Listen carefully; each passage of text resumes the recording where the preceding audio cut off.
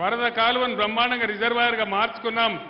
ఇలా వరద కాలువ గతి ఏం చేసిండు ఈ ముఖ్యమంత్రి ఒకసారి మీరు ఆలోచించాలని చెప్పి నేను మనవి చేస్తా ఉన్నా. కరెంటు సరిగా వస్తుందా? కరెంటు కోతలున్నాయా? మరి ముఖ్యమంత్రి కాంగ్రెస్ రాజ్యమేమో మేము బ్రహ్మాండంగా ఇస్తున్నామని మాట్లాడుతున్నారు. కరెంటు కోతలున్నాయా? ఇంతకు ముందు ఉండేనా? ఇప్పుడు స్టార్ట్ అయినాయా? ఈ విధంగా ఇంకో సమస్య, మిషన్ భగీరథ నీళ్ళు ఎడిపోయినాయి, బ్రహ్మాండంగా నడిచినాయి కదా. పట్టణంలో అయితే పేదవాళ్లకు ₹1 నల్లా కనెక్షన్ ఇచ్చి గ్రామాలలో రూపాయి కూడా తీసుకోకుండా ప్రతి ఇంటికి నల్లా పెట్టించి బ్రహ్మాండంగా మీకు అలాంటి సదుపాయం తెచ్చినాం. ఇలా ఎక్కడికి పోయినాయి ఆ నీళ్లు? దయచేసి ఆలోచించాలని మనవి చేస్తా ఉన్నా. ఇంకో విషయం, గత 5 నెలలుగా కాంగ్రెస్ ప్రభుత్వం వస్తే అరిచేతిలో వైకుంఠం చూపించింది తప్ప 6 గ్యారంటీలోని మోసం చేస్తే ఒక్క గ్యారంటీ కూడా రాలే, ఒక్క స్కీమ్ కూడా అమలు కాలే, ఏ ఒక్క స్కీమ్ రాలే. వచ్చిందా? కళ్యాణ లక్ష్మి తులం బంగారం వచ్చిందా? ఏ నిజామాబాద్లోకి వచ్చిందట కదనే?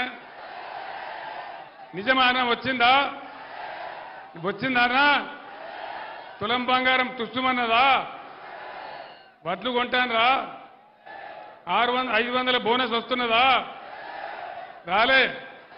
బోనస్ బోగసే అయిపోయిందా? అయిపోయిందా? పాత ధర కూడా ఇస్తలేరు. బీఆర్ఎస్ గవర్నమెంట్ ఉన్నప్పుడు కొన్న ధర కూడా కనీసం వస్తలేదు. తడిచిపోయిన ధాన్యం కొనే దిక్కు లేదు. కళ్ళాల మీద ఉన్నాయి. నేను వస్తుంటే మాజీ ఎమ్మెల్యే జీవన్ రెడ్డి చూపించాడు, సార్ ఇవన్నీ తడిచిపోయినాయి, ఇవన్నీ కూడా తడిచిపోయినాయని చెప్పి చూపించినాడు.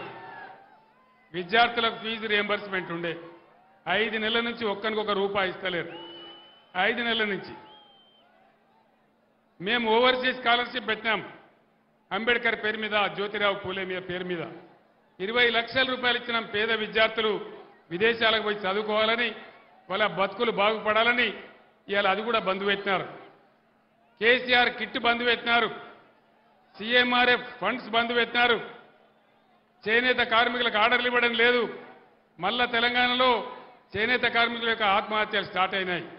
పరిశ్రమలన్నీ తరలిపోయే పరిస్థితి వస్తూ ఉంది. మీరందరూ కూడా చూస్తూ ఉన్నారు. ఇది ఎందుకు జరుగుతూ ఉంది? 5 నెలలనే ఇది ఎందుకు మారిపోయింది? ఇది కాంగ్రెస్ ప్రభుత్వం యొక్క అసమర్థత కాదా? వీళ్ళు ఏళ్తారా? వీళ్ళు నడిపిస్తారా? 5 ఏళ్ళు జరుగుతుందా?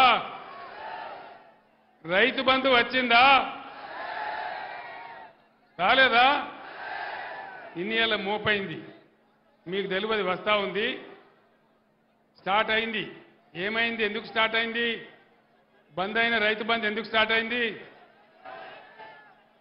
కేసీఆర్ రథం ఎక్కంగానే, కేసీఆర్ రోడ్డు మీద పడంగానే, కేసీఆర్ పిడికిలి బిగించంగానే దెబ్బకు దయ్యం వదిలింది. ఇవాళ ఎత్తాను రైతు బంధు ఇలా స్టార్ట్ చేస్తా ఉన్నాను. పిచ్చిలేసినాదా? రైతు బంధు స్టార్ట్ చేసినారు అంటే దాని అర్థమైంది, పోరాడకపోతే ఏది జరగదు. కేసీఆర్ బస్ ఎక్కిండు కాబట్టి, కాలు ఇరిగిపోయినా కుంటున్నా బస్ ఎక్కి గర్జన చేసిండు కాబట్టి రైతు బంధు పడతా ఉంది.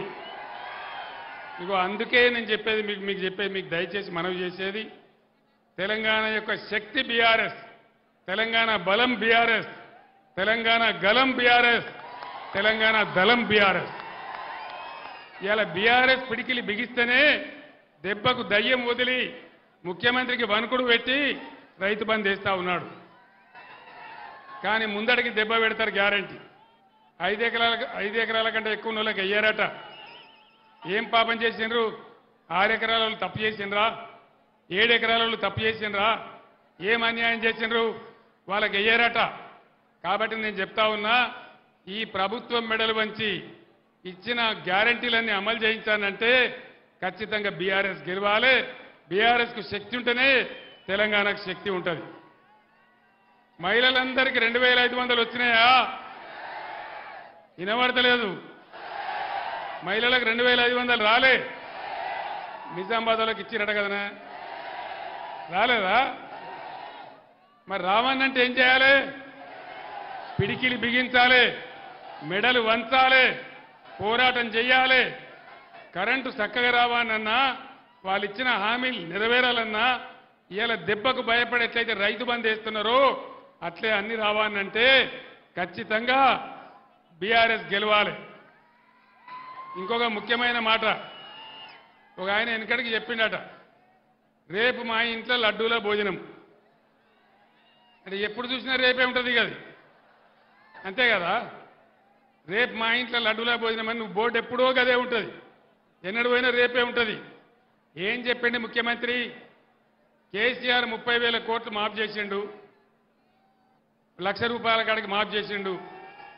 మీరు పరిగెత్తుని ఉరుకుని ఇక ఉరికి 2 లక్షలు తీసుకొని డిసెంబర్ 9 తారీఖు నాడే 10:30కే 2 లక్షల రుణం మాఫీ అన్నాడు. అయిందా? అయిందా? మరి యాడికి పోయినట్టు? రేపు 2 లక్షల రుణమాఫీ ఇచ్చేదాకా ఈ ముఖ్యమంత్రి మెడలు ప్రభుత్వం మెడలు వంచి ఆ 2 లక్షల రుణమాఫీ కక్కిచ్చేదాకా బీఆర్ఎస్ కొట్లాడాలి. దానికోసమే బాజిరెడ్డి గోవర్ధన్ గెలవాలి.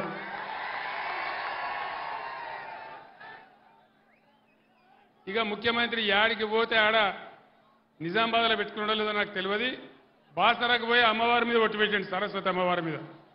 యాదగిరి గుట్ట కాడ పోయి ఒట్టు. ఆయన ఏం పని లేదు, దేవుని గుళ్ళ కాడ ఒట్లు, కేసీఆర్ మీద తిట్లు, అంతేనా? ఇదే జరుగుతుంది.